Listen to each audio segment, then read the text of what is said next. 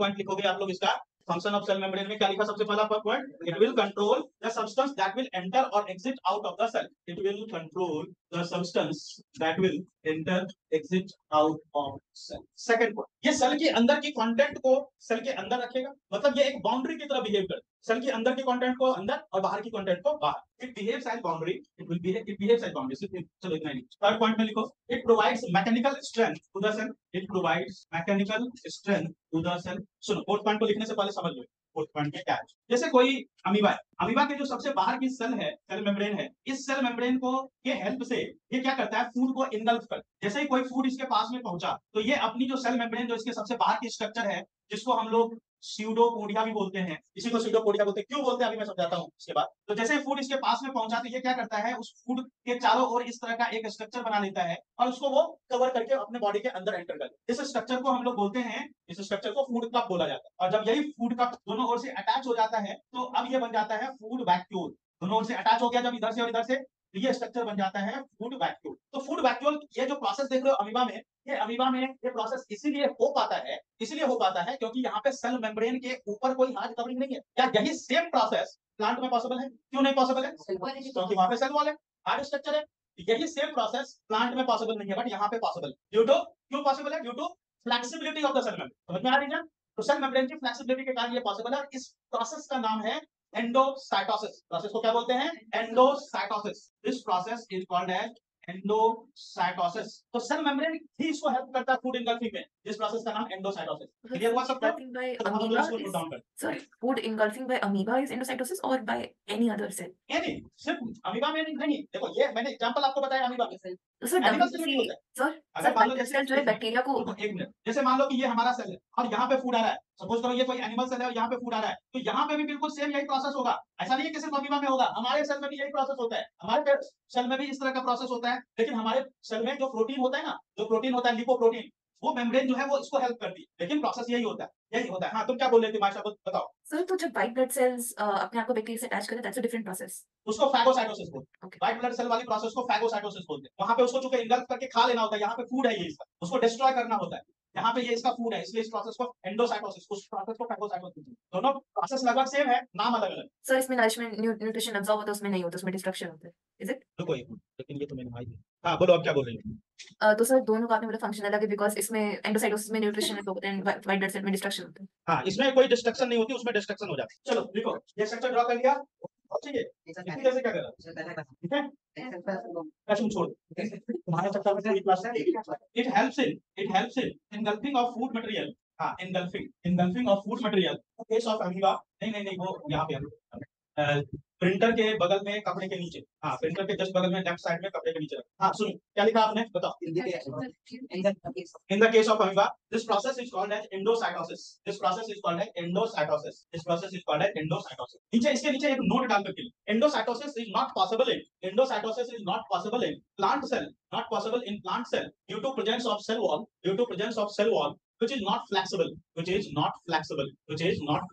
तो ये हो गया, क्लियर हुआ सबको? हाँ, अभी जैसे उसने पूछा, माशा ने पूछा कि क्या यही सेम प्रोसेस डब्ल्यूबीसी में होगा, तो यस, डब्ल्यूबीसी जो पैथोजेंस को खा जाता है वो सेम यही प्रोसेस हो, बट वहां पे उस प्रोसेस का नाम फैगोसाइटोसिस। ठीक है? कभी-कभी डब्ल्यूबीसी हमारे डेड सेल को भी खा जाता है, हमारी बॉडी में जो डेड सेल होते हैं उसको भी खा जाता है, उस प्रोसेस का नाम भी फैगोसाइटोसिस है। जो डेड सेल्स होते हैं तो उसको हटाया नहीं जाएगा जब तक, तब तक वहां पे नए सेल्स आएंगे कहां से? तो उस डेड सेल को भी खाने की प्रोसेस, जहां पे खा करके डिस्ट्रॉय करना है, उस प्रोसेस को हम लोग फैगोसाइटोसिस बोलते हैं। तो आप चाहो तो ये पॉइंट भी लिखना चाहो तो लिख सकते हो, लेकिन चलो कोई बात नहीं, आप छोड़ दो इसको, कोई बात नहीं, इतना इंपॉर्टेंट पॉइंट नहीं है क्योंकि आपके सिलेबस में नहीं है और ना कभी ऐसा क्वेश्चन आया है। चलो नेक्स्ट पॉइंट पे पहले समझ लो फिर अगर हम रूट हेयर्स की बात करें, रूट हेयर्स की, तो रूट हेयर्स में क्या होता है, रूट हेयर्स कहां प्रेजेंट होते हैं? सॉइल के बीच में। जैसे ये रूट है तो इसके जो रूट हेयर्स हैं वो सॉइल के बीच में, और ये करेगा क्या कि सॉइल से वाटर और मिनरल की एब्जॉर्प्शन करता है। क्या करता है? वाटर और मिनरल की एब्जॉर्प्शन करता है। तो यहाँ पे रूट हेयर्स के ऊपर में जो सेल मेम्ब्रेन है वो नहीं काम कर रहा है। समझ में आया यहाँ पे फंक्शन क्या है? Absorption of water and minerals. ठीक है, देखिए it helps in absorption of water and minerals. It helps in absorption of water and minerals in the case of root hairs. It helps in absorption of water and minerals in the case of root hairs from soil. चलो next जो इसका function है उसको भी पहले समझ लो, फिर उसके बाद देखना। सुनो, जैसे ये एक सेल है, पहचान तो गई होगे कौन सा सेल ड्रॉ कर रहा हूँ? न्यूरॉन। तो ये है नर्व सेल का फंक्शन लिखाया था मैंने, क्या होता है, क्या करता है? Transfer nerve signals. मैसेज को ट्रांसमिट करता है in the form of electric signals. ये मैसेज की कंडक्शन करता कैसे है, चलो इस बात थोड़ा सा ज्यादा नहीं थोड़ा सा समझो कैसे सर। तो ये नर्व सेल की ये वाली स्ट्रक्चर जो है इसको हम लोग बोलते हैं डेंड्राइट, ठीक है, डेंड्राइट बोलते हैं। डेंड्राइट प्रेजेंट होता है हमारे सेंस ऑर्गन्स, ठीक है, जो भी सेंस ऑर्गन्स है हमारे सेंस ऑर्गन्स में प्रेजेंट। तो वहां से सेंस ऑर्गन से क्या करता है, सेंस ऑर्गन का काम ये मैसेज रिसीव करना, ये वहां से मैसेज को रिसीव करना। अब मैसेज को रिसीव करके ये क्या करता है, उस मैसेज को एक इलेक्ट्रिक सिग्नल के फॉर्म में कन्वर्ट कर, ठीक है, इस फॉर्म में कन्वर्ट कर लेता है, इलेक्ट्रिक सिग्नल के फॉर्म में कन्वर्ट कर। यहाँ पे एक इलेक्ट्रिक सिग्नल कन्वर्ट प्रोड्यूस हो जाता है और ये इलेक्ट्रिक सिग्नल इसके नर्व के सेल मेम्ब्रेन के ऊपर से होता हुआ नर्व के एंडिंग तक पहुंचता है। ये एंडिंग या तो डायरेक्टली मसल से अटैच होगा या फिर ये दूसरे न्यूरॉन से अटैच, मतलब यहाँ का सिग्नल डेंड्राइट जो प्रेजेंट है कहाँ पे, एट सेंस ऑर्गन, यहाँ से मैसेज को रिसीव करके, देखिए मैसेज को रिसीव करके सबसे पहले इलेक्ट्रिक सिग्नल के फॉर्म में कन्वर्ट किया। अब ये इलेक्ट्रिक सिग्नल के फॉर्म में नर्व सेल के ऊपर, सेल मेम्ब्रेन के ऊपर से होता हुआ या तो एक नर्व से दूसरे नर्व में चला गया या फिर ये मसल्स में चला गया जहां पे एक्शन परफॉर्म हो रहा है। जैसे हम हाथ को ऐसे मूव कर पा रहे हैं, पैर को ऐसे मूव कर पा रहे हैं, बॉडी के ऑर्गन्स को मूव कर पा रहे हैं, कैसे कर पा रहे हैं, हम हाथ को ऐसे कैसे हिला पा रहे हैं, हमारे नर्व ने मैसेज भेजा कि हमें हाथ को इस डायरेक्शन में हिलाना है, मूव करना है। तो वो मूव करने के लिए हमारे ब्रेन से मैसेज आया, ब्रेन से मैसेज कहाँ आया, हमको ए लिखना है, तो ए लिखना कैसे है, उसके लिए हाथ को कैसे मूव करना है, इसका इंफॉर्मेशन कहाँ पे है, ब्रेन में। अगर ये इंफॉर्मेशन ब्रेन में नहीं होगा तो हम हाथ को वैसे मूव नहीं कर पाएंगे, है ना, नहीं मूव कर पाएंगे। अब मैं आपको बोलूं कि ओडिया में म लिखो तो नहीं पता, ओडिया एक लैंग्वेज है ना, नाम भी नहीं, उड़ीसा नाम जानते हो, उड़ीसा का नाम सुनिए, उड़ीसा की लैंग्वेज को ओडिया। अब वहां पे उस लैंग्वेज में अगर म लिखना तो आपको नहीं पता, क्यों नहीं पता, क्योंकि उसकी इंफॉर्मेशन आपके ब्रेन में स्टोर नहीं है। तो जो इंफॉर्मेशन हमारे ब्रेन में स्टोर है वो उसी के अकॉर्डिंग तो हमारी ब्रेन काम करेगी, हमारे मसल्स काम करेंगे। अगर हमें पता होता कि ओडिया में म को ऐसे लिखा जाए, कि ओडिया में म को ऐसे लिखा जाए, तो इसका मतलब उसकी इंफॉर्मेशन मेरे ब्रेन में होगी, उसके अकॉर्डिंग मैंने हाथ को ऐसे मूव किया, इस तरह से लिखा गया। आपको नहीं है आपके ब्रेन में ये इंफॉर्मेशन तो आप नहीं लिख सकते हो। आपके ब्रेन में है कि फ्रेंच में सी को ऐसे लिखते, मान लो कोई बच्चा फ्रेंच पढ़, उसको पता है कि फ्रेंच में सी को ऐसे लिखते, आप लिख सकते हो, मैं नहीं लिख सकता क्योंकि मेरे ब्रेन में वो इंफॉर्मेशन नहीं। तो इस इंफॉर्मेशन की मैसेज ब्रेन से पहले कहां पहुंची, ब्रेन में जो स्टोर्ड इंफॉर्मेशन है वो स्टोर्ड इंफॉर्मेशन ब्रेन से पहुंची स्पाइनल कॉर्ड में, स्पाइनल कॉर्ड से पहुंची हैंड के मसल्स में, और हैंड की मसल्स उस अकॉर्डिंग मूव हुई कि हमने यहाँ पे मॉलिका, आप वहां पे सी लिख सकते, ठीक है। तो ये कैसे पहुंची, एक न्यूरॉन से दूसरे न्यूरॉन में या फिर न्यूरॉन से मसल से। तो नर्व की जो सेल मेम्ब्रेन है that helps in transmit of the message from one nerve to another या फिर नर्व से मसल, ठीक है, समझ में आ गया। It helps in conduction of electric impulse. It helps in conduction of electric impulse. Helps in conduction of electric impulse. या impulse नहीं, हाँ ये वाला electric impulse through the cell membrane of nerve. Through the cell membrane of nerve. NERVE.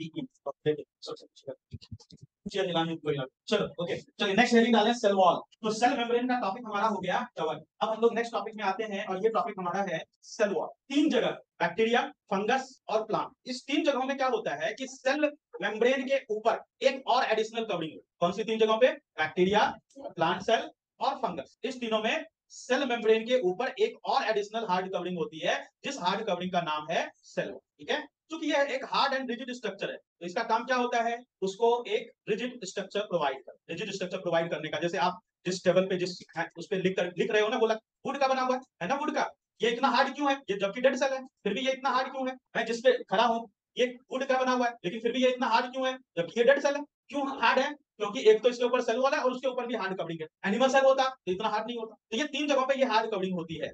कौन कौन सी तीन जगह बच्चों, फिर से बताओ, बैक्टीरिया एंड फंगस, ये तीन जगह। काम इसका क्या है, एडिशनल सपोर्ट प्रोवाइड करना, एक hard and rigid structure provide. लेकिन इससे परमिएबिलिटी में कोई फर्क नहीं पड़ता। प्लांट के सेल में के ऊपर, सेल मेम्ब्रेन के ऊपर सेल वॉल प्रेजेंट है तो परमिएबिलिटी में बहुत ज्यादा फर्क नहीं पड़ेगा, वहां पे वाटर की मूवमेंट एकदम आसानी से होगी। सेल वॉल के ऊपर में भी गैप होते हैं इतने कि वहां से पानी की मूवमेंट बहुत आसानी से होती है। It is present additional covering cell membrane of fungus and bacteria. Plant के केस में जो इसका केमिकल कंपाउंड होता है जिससे ये बना होता है, प्लांट के केस में जो इसका केमिकल कंपाउंड होगा जिससे ये बना होगा, that is called as cellulose. Plant का सेल वॉल किस चीज का बना होता है, सेल्यूलोज नाम के सब्सटेंस का। फंगस के केस में ये जिस चीज का बना होता है that is called as chitin.